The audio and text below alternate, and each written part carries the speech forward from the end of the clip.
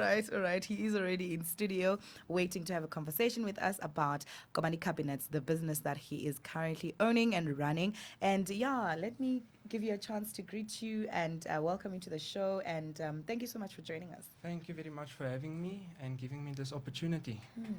All right. Maybe we can start by allowing you to tell us a little bit about yourself and, your journey into the world of business.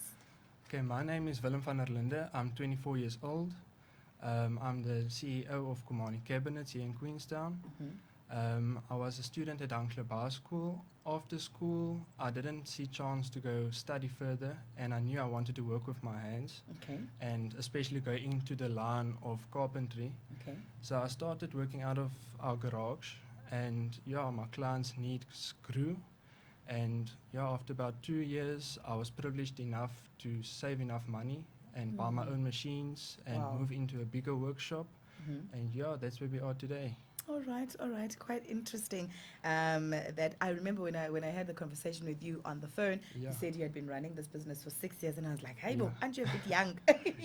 This is actually my 7th year. 2024 is your 7th year. Yeah. Wow, that is really, really, really amazing. Okay, and Komani Cabinets is the business that you're running. Tell us Yeah. a little bit about some of the services that you're able to offer in the carpentry space. Well, we basically do built-in kitchens, built-in wardrobes, vanities, TV units. We do revamps and repairs of your old cupboards.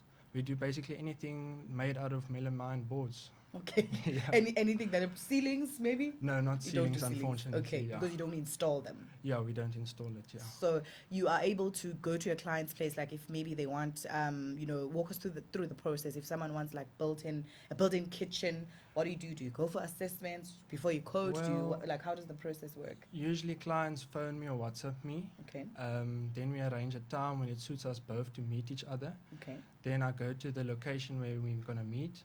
We discuss what they've got in mind. We exchange some ideas and talk about what they want. I measure up the space that they want to have cupboards made for. Sure. I take their email address and then I go give them a free quote. Okay. After that, if they accept the quote, they pay a 60% deposit to me. And from the deposit, it's usually 20 working days until the job's completed. That's Okay. our policy. Usually we finish within 10 Before. working days. Sure, way before. And yeah, then when the job's completed, the outstanding balance is payable. paid. And yeah, that's how That's clients how the can contact process me. works. That's very, very interesting. And can I call you a carpenter? Do you think Yeah. you are a carpenter? Yeah, I'm more a You're joiner. like Jesus. No, I would say that. I'm more like a joiner. That's what you call it in our field. A joiner. Yeah. Ne? What's the difference? A carpenter more hangs doors, puts on roofs, those type of things, puts in floors. I think everyone who works with wood is a Yeah, carpenter. ugh, But it's just wrong though. It's almost the same thing. Ne? In our trade, you're supposed to be able to do that, hang a door and that type of thing. Anyway. But yeah, I'm mostly a joiner. That's what I am. Wow. Yeah. Okay. Interesting. And what qualities do you think, if someone is doing the kind of business that you're doing where you have to engage with clients, you've got like a vision that a client has and you need to bring it to life, Yeah. What qualities do you think as a person you need to have so that you can succeed in this field? Well, firstly, you must not be lazy to work with your hands. You must be able to work hard. You must listen to what your clients got in mind and what they want. And then you must deliver. You must give them the product that they asked for. And yeah, Interesting. keep them happy. Yeah, keep the clients happy. They keep the money coming in anyway. That's it, yeah. And then tell me something, Willem. When it comes to, I see a lot of different things, coming up on the internet, in terms of designs of things, you Yeah. know. And I mean, when you see new things, beautiful, innovative things, up and coming, latest things. Yeah, modern. Modern, yeah, that's Yeah. the right word. Modern things Yeah. that one sees.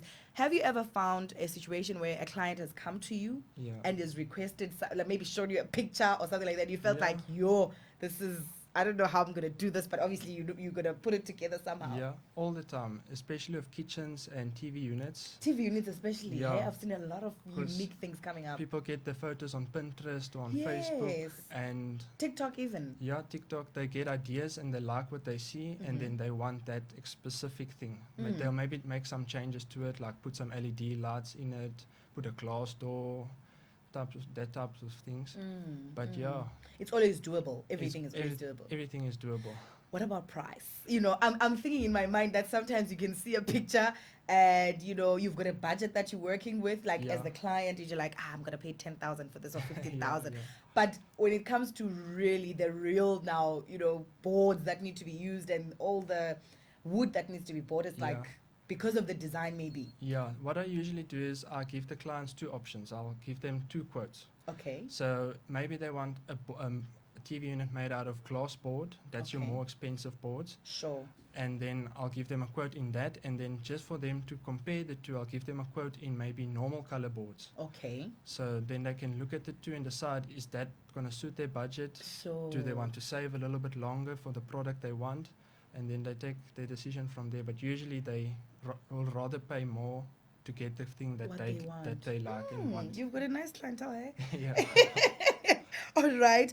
And when it comes to the wood, can you just tell us a little bit about wood? Because I think people, as lay people, even myself included, we don't Yeah. understand that woods have like grades and they differ. And, Yeah. if you use this kind of wood, then it lasts longer. This one, not as much and things like that. Can you just give us, just in a few minutes, 2 or so? Well, there's lots of different types of wood out there. You get the solid wood. Obviously, that's going to last you much longer than chipboard or melamine, because if melamine or chipboard gets wet, it swells. It's like a wet pick. It absorbs water and it doesn't hold its shape. But I would suggest to rather do a melamine. It's cheaper Okay. than solid wood, and there's so many different color options that you can choose from. And yeah, What about headboards? Have you ever I've Get done headboards. Yeah. Ne?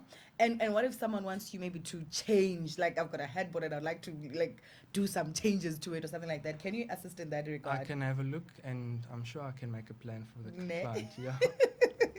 All right. I know that you also have recently gotten into tree felling. Yeah. Tell us a little bit about that and why that idea came up. And I've recently helped someone to cut down a tree, and I saw that there's actually a need for that service in our town.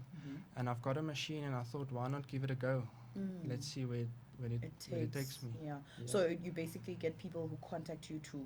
Yeah. Well, Remove. it's a new business. I've started now in February. Oh, okay. So yeah, it can only grow from where it is. Sure. And in general, looking at Komani Cabinets, what kind of challenges do you think that, people who run businesses such as yours face? Like, I think it's load shedding plays a big role, and the power outages in our town. Then also the increase in material costs. It's almost every 3 to 6 months there's an increase in the material cost. Really? Yeah, I and know. that's throughout the whole South Africa. And also the weather can play a role for when we need to transport the goods to the client's house or the site where we're working on. So yeah, Those are the main ones. those are the main things. And the price increase, I didn't realize it was that close. eh? Yeah, it's mostly 10% each 6 months. Serious. Seriously. Which means you also need, if you're going to operate profitably, you also Yeah. need to keep, factoring that cost. Yeah, I try to keep my prices set for the year. So I try not to inflate it every 6 months, but each It year. does affect you. Yeah, eh? it does affect a business owner. But yeah, we're coping with it. Right.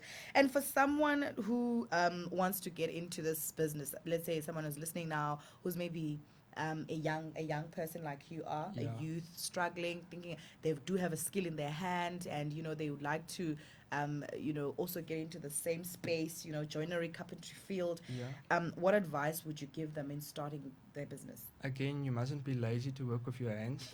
You must be prepared to work hard. Okay.